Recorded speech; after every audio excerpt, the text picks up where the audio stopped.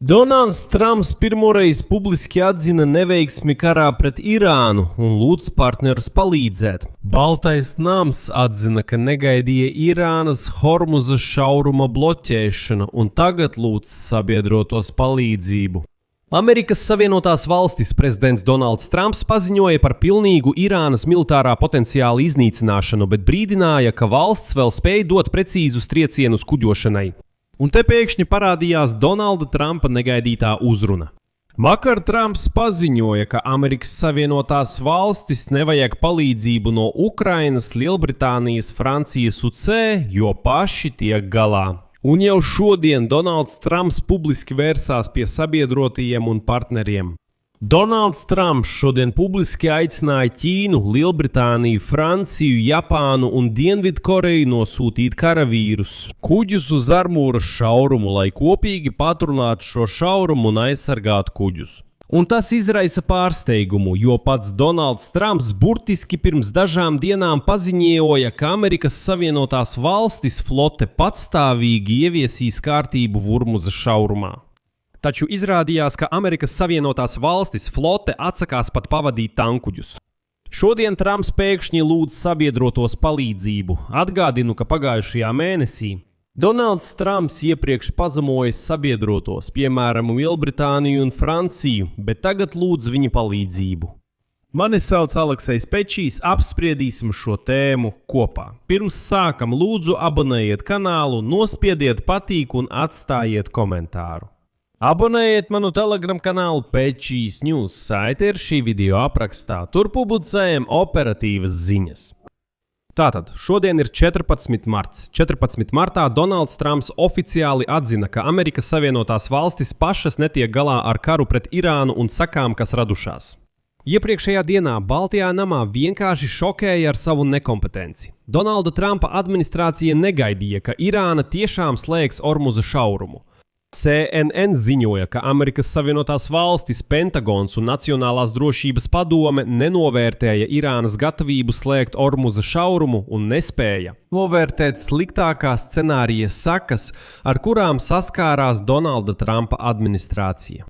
Vienkārši ieklausieties. Trumps negaidīja, ka Irāna bloķēs Hormuza šaurumu. Tas nozīmēja, ka viņš bija pārliecināts par ātru kara izbeigšanu. Kā Venecuēlā, Teherāna nekad neuzdrīkstēsies bloķēt šaurumu. Šeit var saprast, ka parasti pieņemot lēmumu tiek ņemta vērā analīze un prognozes. Finanšu ministrijas, finanšu un enerģētikas ministrijas. Tā bija visās iepriekšējās Amerikas Savienotās valstis prezidenta administrācijās. Militāro operāciju plānošanā vienmēr iesaistīja finanšu, ekonomikas un enerģētikas speciālistus, lai aprēķinātu iespējamās sekas un risinājumus. CNN ziņo atsaucoties uz avotiem.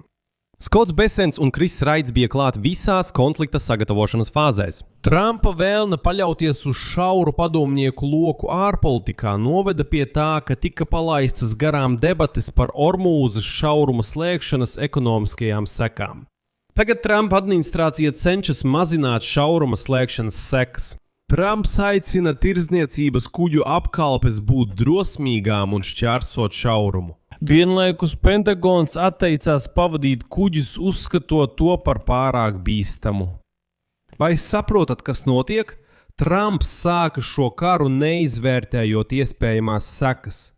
Tagad Besens un Raits, Amerikas Savienotās valstis finanšu un enerģētikas ministri cenšas risināt problēmas naftas tirgū. Sankciju atcelšana pret Krieviju un Amerikas Savienotās valstis stratēģisko naftas rezervju atbrīvošana ir mēģinājumi stabilizēt naftas tirgu, īpaši pēdējo krīžu laikā. Slēgtajās brīfingā kongresmeņi vienkārši spieda uz Trumpa administrāciju saistībā ar operatīvā plāna trūkumu Hormuza šauruma atbloķēšanai.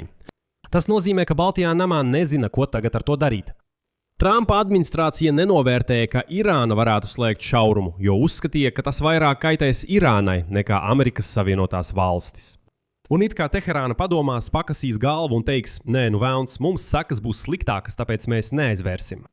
Плюс во время 12-дневной войны 2025. gada jūnijā Irāna draudēja slēgt Hormuza šaurumu, bet to neizdarīja. Trumps bija pārliecināts, ka arī šoreiz Irāna tā nerīkosies, un tas vēl nav viss.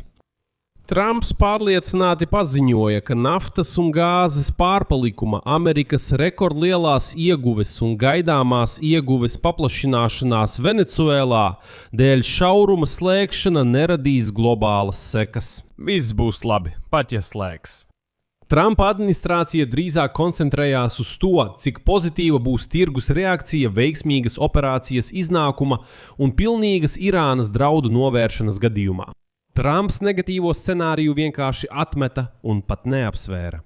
Atgādinu, ka pēc kara sākuma Donalds Trumps teica, ka runātāji par naftas tirgus problēmām ir idioti. Tas ir viņa citāts, varat pārbaudīt viņa sociālajā tīklā. Tīklā True Social un izlasiet, ko viņš rakstīja. Viņš rakstīja par to, ko jūs nesaprotat. Šīs cenu svārstības ir burtiski diena, divas un viss beigsies. Bet tiem, kuri paniko, viņš saka, jūs vienkārši esat idioti un nesaprotat. Trumps arī solīja, ka Amerikas Savienotās valstis sāks pavadīt tirdzniecības kuģus ar saviem karakuģiem. Taču Pentagonā paziņoja, ka viņi to nedarīs, jo tas izrādās bīstami. Pēc tam Trumps aicināja pārvadātājus naftas un vienkārši sūta savas preces. Tankuģi riskējot šķērso Hormuza šaurumu, cerot, ka lielā kustība atturēs Irānu no uzbrukumiem. Trumps sāka ņirgāties un teica, kāpēc jūs visi esat gļēvuļi? Sūtiet tankuģus cauri raķetēm un pāraujiet blokādi. Viņš jautā, kas tur īpašs?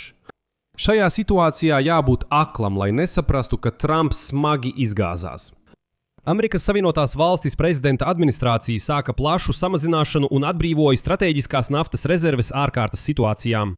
Amerikas Savienotās valstis izlaiž no rezervēm 172 miljonus barelu naftas, un šeit es vienkārši atgādināšu, ka nesen Donalds Trumps kritizēja bijušo Amerikas Savienotās valstis prezidentu Joe Bidenu par strateģisko naftas rezervju izmantošanu cenu ierobežošanai pēc Krievijas iebrukuma Ukrainā 2022. gadā. Baidenu apsūdzot šī pasākuma veikšanā politisku motīvu dēļ. Tagad Trumps dara to pašu, tikai lielākos apjomos, bet vairs nesaskata tur politisku motīvu. Trumps šorīt paziņoja par Irānas militārā potenciāla iznīcināšanu, bet brīdināja, ka valsts vēl spēj precīzi triekt kuģošanu. Trumps apgalvo, ka Irānai gandrīz nav raķešu flote sagrauta, bet Teherānā nav dzīvu amatpersonu pavēļu došanai. Irānas pārstāvis Mahsens Rizadžī paziņoja, ka Irāna runās par kara izbeigšanu tikai ar 2 nosacījumiem. Teherāna pieprasīja no Amerikas Savienotās valstis reparācijas par kaitējumu un visu amerikāņu bāzu izvešanu no Persijas līča. Tālāk citēšu viņa teikto. Kara beigas ir mūsu rokās. Jautājumu par kara izbeigšanu skatīsim tikai pēc pilnas kompensācijas no Savienotajām valstīm un 100% garantijas nākotnei saņemšanas, kas nav iespējams bez Amerikas Savienotās valstis izvešanas no Persijas līča.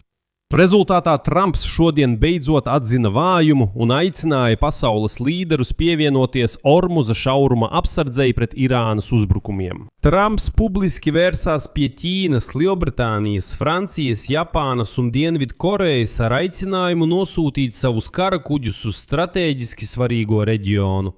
Bet tālāk es citēšu Donaldu Trumpu. Vairākas valstis, īpaši tās, kuras ietekmē Irānas centieni slēgt Hormuza šaurumu, kopā ar Amerikas Savienotās valstis nosūtīs karakuģus, lai šaurums būtu atvērts un drošs.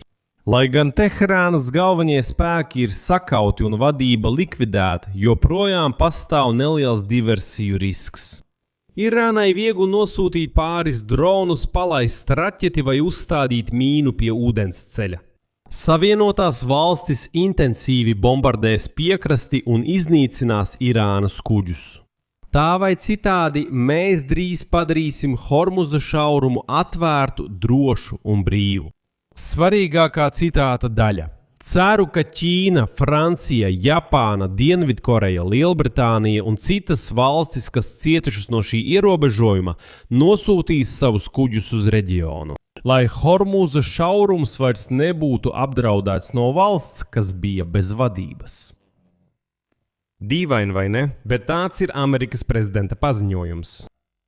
Interesanti, ka šodien Wall Street Journal raksta, ka pirms kara sākuma apvienotās štābu priekšnieku komitejas vadītājs ģenerālis Dens Keins tieši brīdināja Donaldu Trumpu, ka uzbrukums varētu viņus tieši pamudināt slēgt Hormuza šaurumu. Trumps apzinājās risku, bet nolēma rīkoties, jo uzskatīja, ka Teherāna padodosies ātrāk nekā bloķēs šo artēriju. Bet interesanti šajā situācijā ir tas, ka Trumps šodien lūdz palīdzību no Lielbritānijas un Francijas, lai gan vēl nesen šis pats Trumps, atvainojiet, atklāti aizvainoja šo valstu līderus.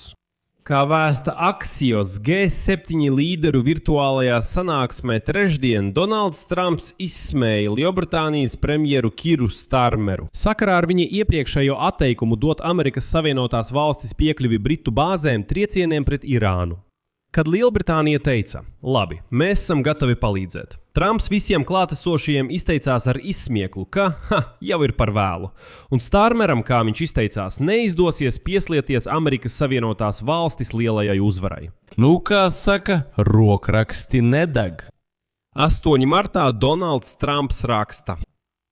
Apvienotā karaliste varētu nosūtīt 2 aviācijas bāzes kuģus uz tuvajiem austrumiem. Mums vairs nav vajadzīgi cilvēki, kuri iesaistās karā pēc mūsu uzvaras. 14. martā šodien Trumps raksta. Ceru, ka Ķīna, Francija, Japāna, Dienvidkoreja un apvienotā karaliste nosūtīs kuģus. Draugi, es nezinu, cik žēl. Tagad Donalds Trumps izskatās patiešām nožēlojami. Kāpēc to rindīgām frāzēm uzbrūc sabiedrotajiem? Izsmej viņus, saki, ka palīdzība nav vajadzīga. Ukraina piedāvā pārtvērēt dronus, Briti iznīcinātājus, bet tu to noraidi. Viņi pievienojās manai uzvarai. Mēs jau uzvarējām karā. Pēc bravūrīgajiem paziņojumiem Trumps saka. Sabiedrotie partneri, lūdzu nosūtiet savus kuģus uz Ormuza šaurumu. Mēs jau, protams, esam uzvarējuši šajā karā. Tur jau viss, Irāna sakauta, viss, bet nosūtiet. Jo izrādās, ka ir nepieciešama aizsardzība tankuģiem un civilajiem kuģiem. Tā, Donald Trump, tev jāizlem. Jūs jau esat uzvarējuši, jūs esat sakāvuši Irānu, vai tomēr nē? Un īstā problēma ir tā, ka Ormuza šaurums ir bloķēts, un amerikāņi vieni paši to atbloķēt nevar. Sauc lietas īstajos vārdos. Kāpēc? Šeit es likšu daudz punktu, jūsu viedokļus un secinājumus rakstiet komentāros zem šī raidījuma. Abonējiet kanālu, nospiediet zvaniņu un neaizmirstiet ielikt patīk. Draugi, ja šis raidījums jums bija noderīgs un interesants, jūs varat atbalstīt mūsu kanāla darbu ar savu ziedojumu vai kļūstot par sponsoru šeit YouTube.